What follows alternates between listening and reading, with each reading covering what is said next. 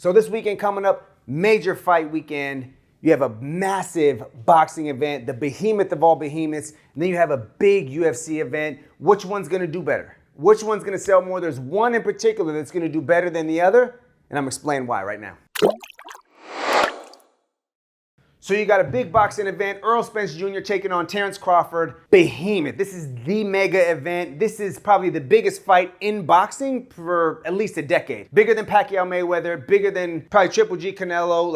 I can't think of the last time there was a fight this magnitude. This is the best going after the best. It's a behemoth. This should do, on paper, smash everything that's airing that day. On the other hand, at the same time, you got UFC airing a big fight in Dustin Poirier, Justin Gaethje, and it's a big fight. It's not a behemoth of an event like the boxing event, like the Terrence Crawford, Errol Spence. It's a big fight. It's not a mega fight. This, what we got going on, is a mega fight in boxing versus a big fight in UFC. This mega event should dwarf, as far as pay-per-view buys, numbers sold, eyeballs, everything. It should dwarf everything that the UFC does. So much so that the UFC should move the event. But in real life, UFC is gonna go neck and neck with boxing, and if anything, boxing is gonna take a back seat because of one thing, and it's gonna be marketing. So how do they do it? How does UFC compete on the mega fight for the past 10 years, the biggest fight in boxing, for a long time? How do they compete with just a big fight? Not a mega fight, but just a big fight, right? How do they compete? They do it for marketing. So let's take a look at the marketing for boxing, look at the marketing on UFC. UFC is a behemoth, by the way. It's one company. They're a well-oiled machine. All the fighters are contracted employees. Boxing is promotions, multiple sanctioning bodies. Everybody's got their hand in the pots, managers, all kinds of people. There's a lot of moving parts to make deals happen. With boxing, you had the biggest event being marketed extremely poorly. You had a video series, which I do like, so I'm gonna give this a little check. You had 2 video series called All Access, and it was aired on Showtime, and I think they were 20 minutes apiece. So they did that. They did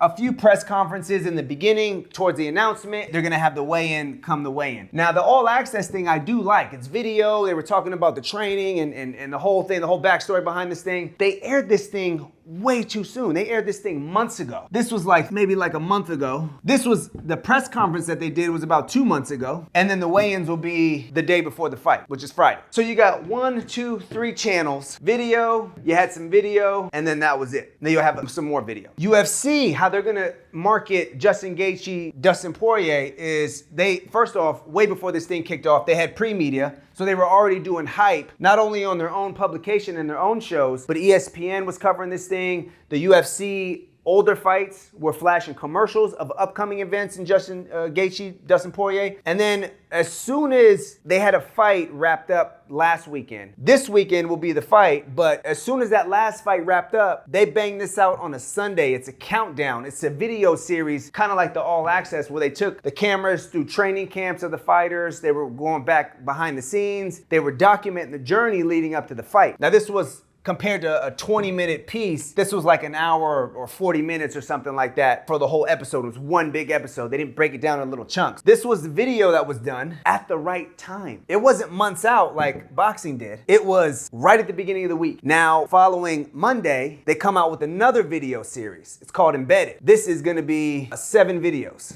like 20 minutes a piece. Just like you did the All Access with 20 minutes apiece, these are now 20 minutes apiece every single day leading up to the fight. So this was dropped on a Sunday, this was dropped on a Monday, Tuesday, Wednesday, Thursday, Friday, Saturday.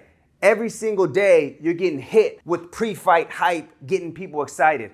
On top of that, they banged out display ads. So everywhere you searched on Google, wherever you were doing, if you were looking at shoes that day and a banner ad happened to be there, UFC fight was talking, it was talking to you. If you were searching something else, or if you were on a boxing publication or MMA blog site, you had display ads running for Dustin Poirier, Justin Gaethje. They also backed it with social ads. Same thing. You scrolling, you see Dustin Poirier, Justin Gaethje fight. Then they're doing PR on top of that. So ESPN's talking about this thing. They had the 2 fighters on podcasts. They had them on the UFC events. UFC does several interviews. So the fighters got to do several interviews with UFC people and staff on top of outside networks and outside publications. And then you had more dedicated outlets, meaning there's more media coverage. There's dedicated blog sites and websites dedicated only to MMA and more in particular UFC. So you had all these things going on, and then you had just a little bit, you had 3 things going. Oh, I forgot to mention the weigh-in. So you got the weigh-in. They do 2 weigh-ins, by the way. They do the weigh-in on the day, and that's more video coverage. And then they do a ceremonial weigh-in like 12 hours later, 8 hours later, where they pack a big stadium and they get the crowd going. It's very theatrical, right? They put the drama on, looks good for cameras, and it gets everybody pumped up and excited. They don't need to check the weight on the ceremonial weigh-in. They already weighed in the morning. Officially, they weighed in. If they make the weight, they get to fight. That's the contract. The ceremonial weigh-in is just for cameras, just for show. These guys taking off the shirts, they're doing stare downs, they're getting everybody pumped up about the fight that's gonna happen the following day. The following day, I forgot to mention, YouTube goes crazy with old fights Justin Gaethje and Dustin Poirier did. So all day you're seeing old fights of these guys, knocking people out, head kicking them, punching them, whereas it gets very quiet on the event in boxing.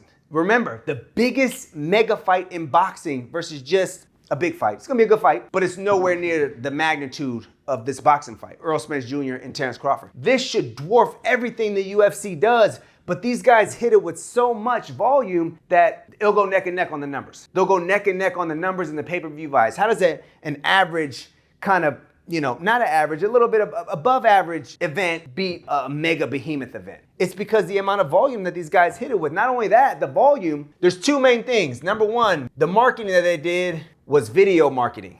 Video marketing. Everything was visual, from the interviews to the training camps to the behind the scenes of the last training week in the embedded series. The display ads, and none of that was, this was visual right here. This was video on social. This was video PR, doing ESPN podcast interviews. The blogs, both weigh-ins, and then YouTube were all video. They were all video. That makes a huge difference in marketing. You see where it's shifting at. This is the biggest MMA promotion. This is the biggest in the whole world. Do you see their number one focus? Video marketing. That's why these guys can hang neck and neck. In fact, so much so that the last big boxing fight I can remember, they had to put it on pause. It was scheduled to go on at like 9 o'clock, but a UFC event was happening at the same time. They were worried about losing pay-per-view viewers. They made the boxers wait an hour. They pushed it till 10 o'clock until the UFC finished their bout so they can ensure they get more pay-per-view buys. In fact, in the stadium, they showed the fight, the UFC fight, to all the boxing fans who are there to see a boxing fight. They made the fans wait an hour, they made the boxers wait an hour, and then they showed the UFC fight, I think it was in Madison Square Garden. How crazy is that? This is the behemoth right here because they put video as the main source of marketing. Number two, the reason why it worked is because the timing. The timing of this event was perfect. As soon as they wrapped up another event on the weekend, bam, they hit you with the video of a countdown behind the scenes of the training camp. Then the next day, they hit you with the 7 series video every single day, 1 video a day of fight week and what they were doing, how they were cutting weight, the final preparations. Then they backed it with social ads, display ads, and then they were doing video PR. They were doing blog outlets, which is a mix of writing and video. And then they did the ceremonial weigh-ins and then the actual weigh-ins. 2 events they hosted video on. And then YouTube back-to-back of the 2 fighters knocking people out for the past whatever fights, however many fights they had. All of it is video, and that's why it works so well. It works so well because it was video marketing and it was timed to the T. I don't need to see it because I forget it. Everybody's attention spans are so short. These guys banged this thing a month out, and then 2 months out was a press conference on this. I forgot all about this event. This is fight week. Nobody's covering it. Dude, nobody's doing, first off, they're not running advertising. Nobody's covering it, any kind of PR. It's very little compared to what they're doing on the UFC. They're covering the story. But remember, this is a mega event. You would think everyone's going all in on the marketing, right? They're not doing that. It's very quiet compared for a mega event. It is extremely quiet. And I'm almost disappointed because I'm actually a boxing fan. So they didn't have social display ads. They didn't have PR going on. They don't have much outlets because they're not doing as much volume. Remember, it's very political. It's hard to make matches. This is why this event is so big, is because you don't really have big fights anymore. They have just average fights and people don't want to fight each other. Meanwhile, the UFC owns all the fighters, owns the contracts. You either fight or get off. I mean, this thing is rolling and then these guys are majorly quiet. It should not be like that. This mega boxing event should dwarf the UFC in that event. But it's not. Errol Spence Jr. and Terence Crawford are not going to get the same amount of love and eyeballs as they should have got had these guys in charge marketed the way these guys did. And the way these guys marketed was they had video to market the event because it's very visual, right? And then they had timing. They timed all the releases spot on and they got you all excited. So everybody's making a purchasing decision. They forget what's going on a couple months ago. oh yeah, I remember they got in that heated exchange and it was so cool and I was pumped up then. But then when it comes time to fight, they're like, well, damn, I forgot. My daughter had a birthday party. I just totally forgot about that. But meanwhile, they played the UFC at the event. They did everything right. They do this every single fight. If you notice now, they do this every single fight. They're putting on fights every week or every couple of weeks or every other week. And they always have commercials twined in. They always have some pre-media going on. Every event, the commercials are not just random commercials. They are UFC commercials. They are promoting their event with another event. And then they have the countdown series, which is a big video series, the embedded big video series, display ads, social ads. All of this is within that 7 to 14 day window and then constant. If it's 14 days out, it's all of it. But this has been going on for months. And then they just hammer it down when it gets closer. These are the big ones that get closer right here. The countdown series, the embedded, and then the display ads. Like I said, this hits Sunday. This will hit for the next 7 days.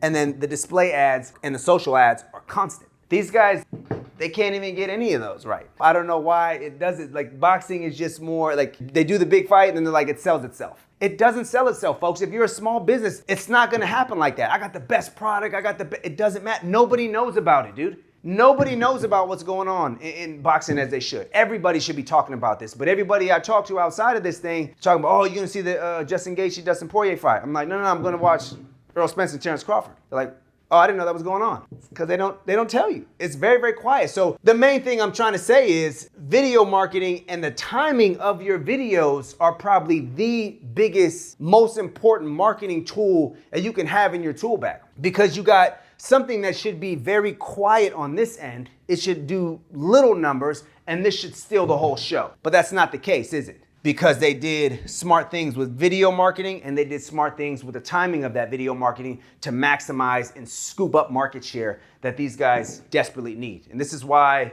everybody from boxing, they're going to the UFC. They're not getting into boxing too much nowadays. So when you win, when you think about your own small business, when you think about having your own company and your own campaigns going on, you got to realize how smart this is. Start looking at the big companies and see what they're doing. It doesn't take much to kind of study what they're doing, see how they're moving. You know, these guys are very video heavy on the UFC, and then they just time it as a campaign. It's a campaign anytime you're running business, whether you're selling shoes, roll out a campaign on the shoes. If you got a 4th of July event, roll out a campaign that's 7 to 10 days, maybe 14 days, where you got, a campaign going for a 4th of July sale. So give yourself a little bit of time and then time it to where you can hit a hard campaign hard within a 7 to 14 day block and back it by video. Get your video on, get your timing right, and start running your advertising. Run it as many campaigns as you're advertising and then run it close to the event or close to the sale or when people will remember enough or when it's even relevant. 2 months out at an event, I want to say longer, I want to say 3 months. 2 months out on an event and a little bit of volume does not go very far. It's not going to do too much. Like I said, it's going to do great numbers. It should do fantastic, phenomenal numbers. It should do incredible, mind-blowing numbers, especially compared to this. But this guy will do the same, damn near the same numbers as this guy because they market a lot better and they time it. They time their video marketing a lot better. So number one, they had video. Number two, they had the right timing. But number three, they had the right volume.